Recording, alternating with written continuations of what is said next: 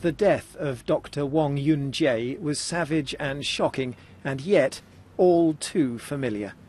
The crisis of violence in China's healthcare system is leaving a trail of bereavement in its wake.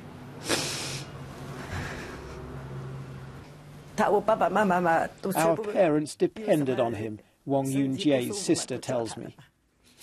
Dr. Wang was murdered by this man, 33-year-old Lien Enqing. In 2012, he needed nasal surgery, but it left him in extreme pain. His mother shows me the things destroyed by her son during his violent rages. He's a good boy, she says. It's the doctors who are bad. In November last year, just a few days after the attack, doctors demanding better protection held a rare protest in the grounds of Wenling Hospital. Today, it's back to normal. But like all Chinese hospitals, it's still struggling with deep patient dissatisfaction over expensive treatment, long waiting times, and alleged malpractice and corruption. We find this doctor back at his desk, despite having been injured in the attack. At first, I didn't notice he had a knife, he says. I saw him following Dr. Wang.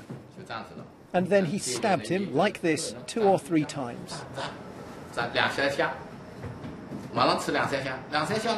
Figures show that an average Chinese hospital now suffers 1 violent attack every 2 weeks or so.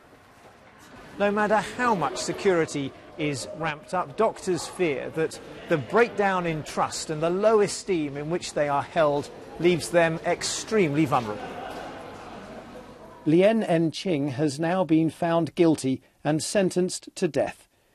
There's little comfort in that for Dr. Wang's family.